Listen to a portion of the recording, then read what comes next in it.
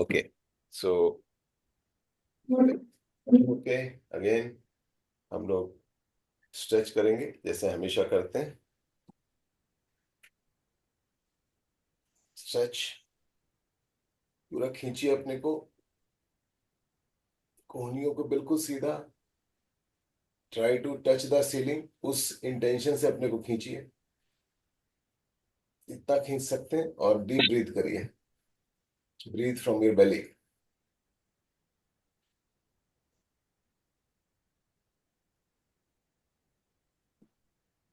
खींचिए खींचिए। पैर जमीन पे सीधे रखेंगे, उनको उचकेंगे नहीं, बिल्कुल नॉर्मल स्टेबल पाँव। और फिर पूरा टॉर्सो को, कंधों को, हाथों को ऊपर को खींचिए। Keep breathing deep, breathe from the belly. Okay right. ये अगर हो जाता है तो फिर हम लोग एक और करेंगे आसन। हाँ, good morning Devu. Good morning. हम स्ट्रेच कर रहे हैं, चलो तुम भी ज्वाइन कर लो एक बार। ये थोड़ा सा छोटा सा स्ट्रेच और कर लेते हैं।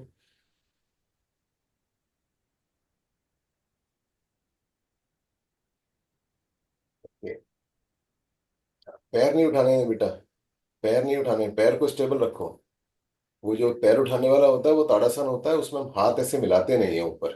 जैसे अभी हमने हाथ मिला रखे हैं, हम ऐसे नहीं मिलाते हैं। ताड़ासन में ऐसे रखे होते हैं हाथ, है ना। तो इसमें हम मिला रहे हैं तो पैर नहीं उठाएंगे। और फिर अपर बॉडी को खींचेंगे और ब्रीथ डीप करेंगे। राइट, तो एक ये हो गया। एंड देन एक एक आज हम अर्ध चक्रासन करेंगे। लेकिन उससे पहले हल्का सा बेंड हो लीजिए। दो चार बारी बेंड हो जाइए साइडवेज, ताकि कमर की मसल्स थोड़ी सी टोन हो जाए बिफोर वी स्टार्ट दैट। तीन तीन बारी साइडवेज कर लीजिए। हम्म और एक बार बैक पे कर लेंगे हम, मतलब इसको भी तीन बारी करेंगे। ये हम करते हैं, कोहनियों को पीछे खींचेंगे और पीछे मुड़ेंगे।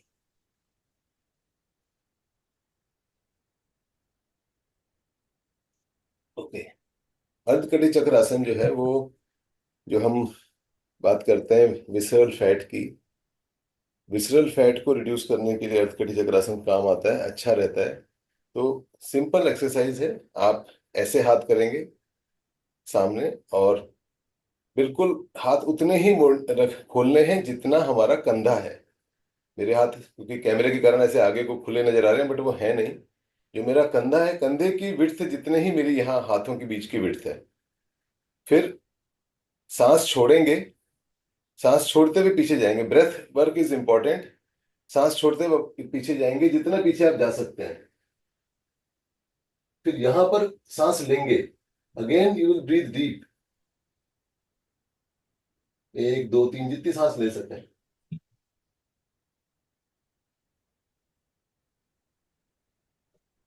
फिर वापस आएंगे।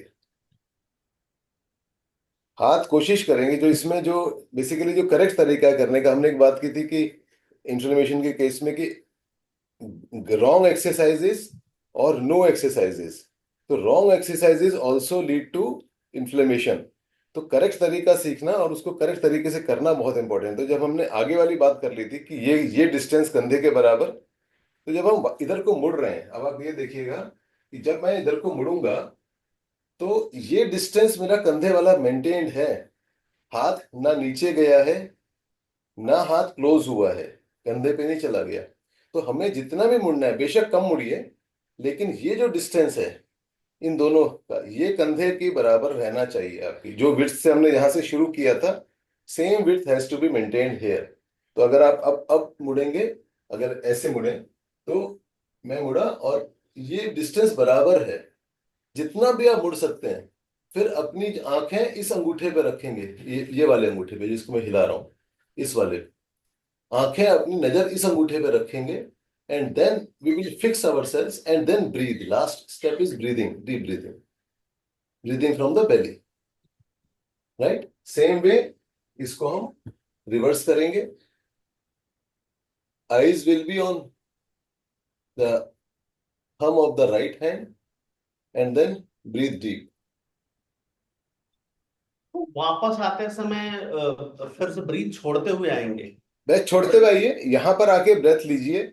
जरूरी नहीं है कि अच्छा। हमने उसके 25 रिपीटेशन करने हैं.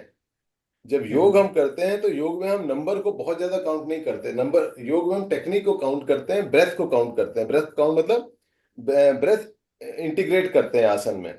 अगर आप ब्रेथ को इंटीग्रेट करेंगे आसन में तो आसन का जो इफेक्ट होता है वो मल्टीप्लाई होता है. क्योंकि जो योगासन है वो इन इन ऑर्गन्स को मूव करने का एक माध्यम है जो हम जिम में कभी नहीं कर पाते. इंटरनल ऑर्गन्स की हम बात कर रहे हैं, एक्सट्रीमिटीज की नहीं. हम चेस्ट मसल्स, बाजू की मसल्स, इसकी बात नहीं कर रहे हैं. जो इंटरनल ऑर्गन्स हैं, जो हमारी जो डिजीजेज हैं उसका कॉज है इंटरनल ऑर्गन्स की माल फंक्शनिंग और स्लो फंक्शनिंग. तो उसको ठीक किया जाता है योगा से. तो अर्धकटी चक्रासन में इट इज वेरी इंपॉर्टेंट कि आप सीधा रखें हाथ, इधर जाएं, गैप, दोनों हाथों के बीच का गैप मेंटेन करें, अपनी गर्दन को भी घुमाएं और जो हाथ आगे जा रहा है उसके अंगूठे पे नजर रखेंगे और ब्रीथ डीप करेंगे, पेट को फुलाएंगे. जब इस कंडीशन में हम पेट को फुलाते हैं तो डिफरेंट ऑर्गन्स पे मसाजिंग होती है. क्योंकि आपका जो डायफ्राम फूलता है वो डिफरेंट प्रेशर लगाता है डिफरेंट डिफरेंट ऑर्गन्स पे.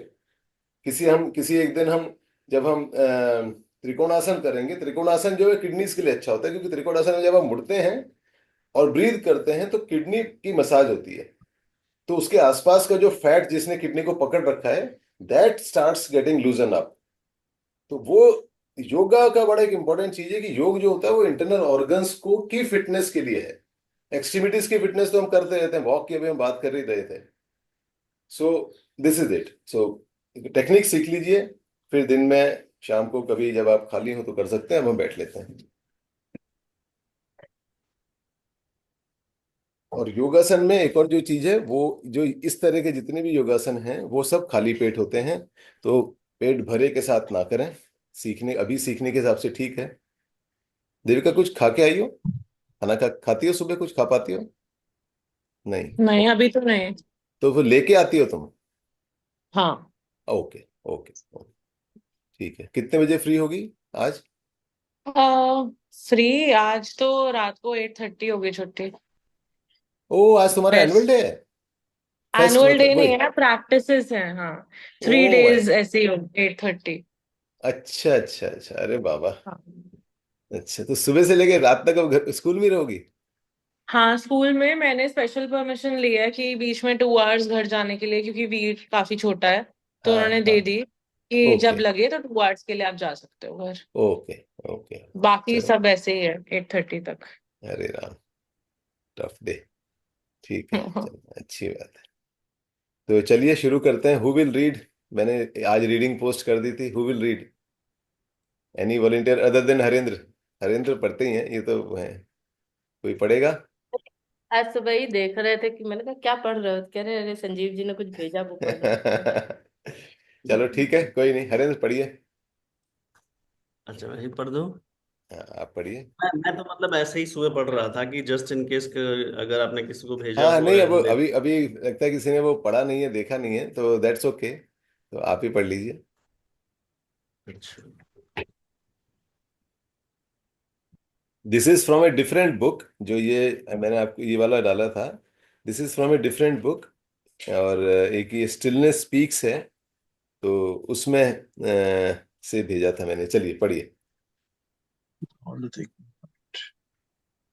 Dogmas, religious, political, religious. scientific, religious, political, scientific, arise out of the erroneous belief that thought can encapsulate reality or the truth. आप सभी को भेज रखा है. You can in just a moment Harendra. आप सभी को भेज रखा है फॉर योर कन्वीनियंस. एफएलसी जो हमारा वो है उसको देख लीजिए and you can read it, ताकि उससे जब आप साथ जी. साथ पढ़ेंगे अपने तो अंडरस्टैंडिंग बेटर होती है. या सॉरी, पढ़िए. Arise out of. um, arise out of the erroneous belief that thought can encapsulate reality, or the truth. Dogmas are collective conceptual prisons. And the strange thing is that people love their prison cells because they give them a sense of security and a false sense of I know. Nothing has inflicted more suffering on humanity than its dogmas. It is true that every dogma crumbles sooner or later because reality will eventually disclose its falseness. However, unless the basic delusion of it is seen for what it will be replaced by others. What is this basic delusion? Identification with thought. Spiritual awakening is awakening from the dream of thought. Right, good. तो अब इसको थोड़ा सा समझते हैं कि जो ये विद्वान कह क्या रहे हैं। अभिजीत, तुम्हारा फेस आधा दिख रहा है मुझे, थोड़ा सा उसको कैमरे को एडजस्ट कर लो प्लीज। या तो basically dogmas we all, sorry क्या कह रहे हो, कुछ कह रहे हो? Was reading that article. ओह अच्छा अच्छा अच्छा, ओके। सो बेसिकली डॉगमास क्या है? Can anyone define dogma? Dogma किसको बोलते हैं? Dogma anyone? फिक्सेटेड बिलीफ को। एग्जैक्टली। देखो क्या है, there is a little difference between belief and dogma for our purpose. Dogma is fixated या फ्रोजन बिलीफ, यानी जिससे हम हिलते नहीं है। एक बिलीफ तो बहुत जनरल वर्ड है। बिलीफ का मतलब ये है कि मेरा बिलीफ है कि मैं हेल्दी रहूंगा ना, ये एक जनरल बिलीफ है that keeps me going also. तो हमारा belief system, value system works. Dogma is basically little rigid, जिसमें रिजिडिटी आ गई ज्यादा, ठीक है। तो उसको उसने एक्सप्लेन करने की कोशिश की है कि, और डॉगमास किसी भी तरह के हो सकते हैं, the way he is saying, religious, political, scientific, whatever. क्योंकि हम लोग कितनी बारी आज की डेट में हम साइंस के नाम पे भी डॉगमा क्रिएट करके रखते हैं। तो this is one very important thing to understand, क्योंकि डॉगमा के मामले में हम लोग कल्चरल या सोशल या रिलीजियस पे ज्यादा सोचते हैं। आज के टाइम में पॉलिटिकल और जो साइंटिफिक डॉगमाज हैं वो भी बढ़ रहे हैं। साइंस के नाम पे हमें लगता है जब हम साइंस का नाम ले रहे हैं तो हम बड़े रैशनल बात कर रहे हैं, तो ऐसा है नहीं। क्योंकि साइंस ऑल्सो, उसका भी इवोल्यूशन होता है। हमने एक बारी पहले ही बात की थी कि जो न्यूटोनियन लॉज हैं वो those laws are no longer considered very good now, जब से क्वांटम या पार्टिकल फिजिक्स की बात करते हैं जब हम। तो ये भी हो सकता है 200 साल बाद हम क्वांटम से भी आगे चले जाएं कहीं। तो साइंस ऑल्सो, उसका भी तो इवोल्यूशन हो रहा है ना। तो नथिंग इज फिक्सेटेड। हम साइंटिफिक चीजों के नाम पे भी डॉगमा क्रिएट नहीं कर सकते हैं।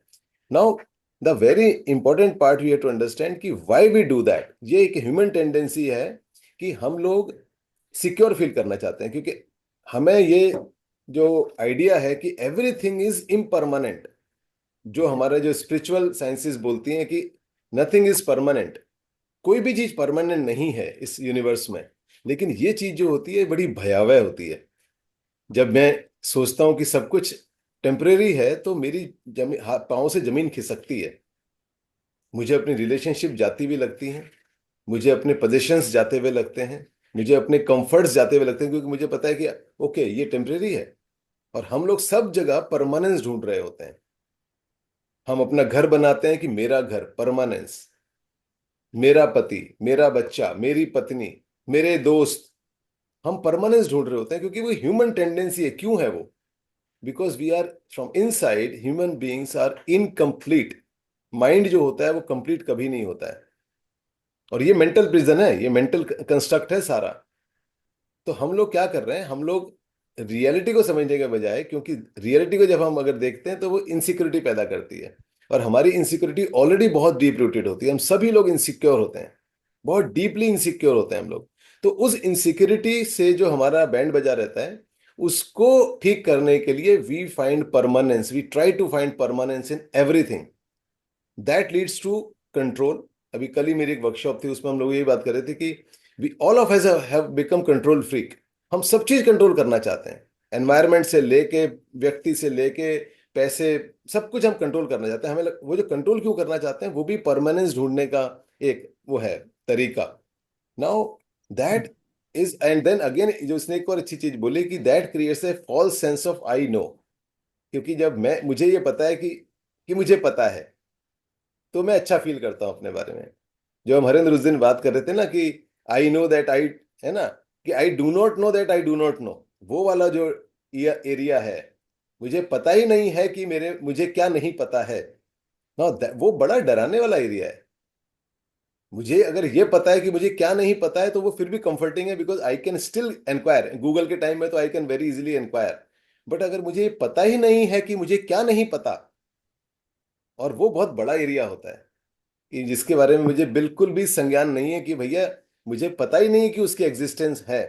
Now that is a very important thing. Now ये जो एक और चीज है कि अगर जो नेक्स्ट पैराग्राफ है जो उसने लिखा है कि nothing is inflicted more suffering on humanity than its dogmas, so this is self evident, इसमें कोई खास नहीं है। बट मेन चीज ये है कि if we become aware that we create delusions, mind create delusions. एक इसी राइटर की एक बड़ी अच्छी एक सेंटेंस उसने बोला, जब वो अपने बारे में बता रहा था, अपने जीवन के बारे में। कहता है कि मुझे बचपन में, बचपन मतलब जब वो टीनेज में था, 14-15 साल के आसपास, तो कहता है एक चीज मुझे समझ में आई कि थॉट तो सभी के होते हैं, बच्चों के भी होते हैं, बड़ों के भी होते हैं। कहता मुझे एक चीज समझ में आई कि बच्चों के थॉट और एडल्ट्स के थॉट में क्या फर्क आता है।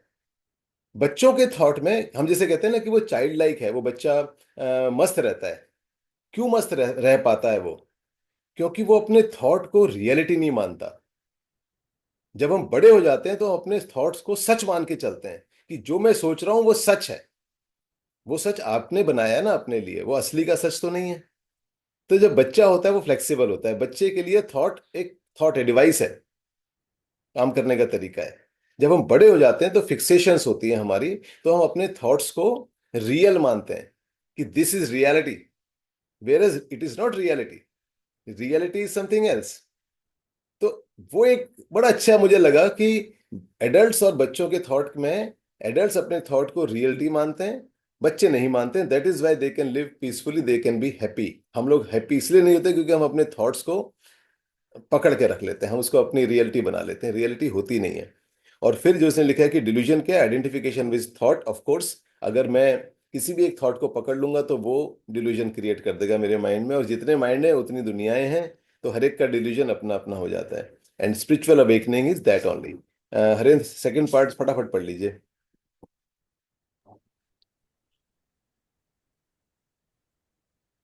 Prejudice of any kind implies that you are identified with the thinking mind.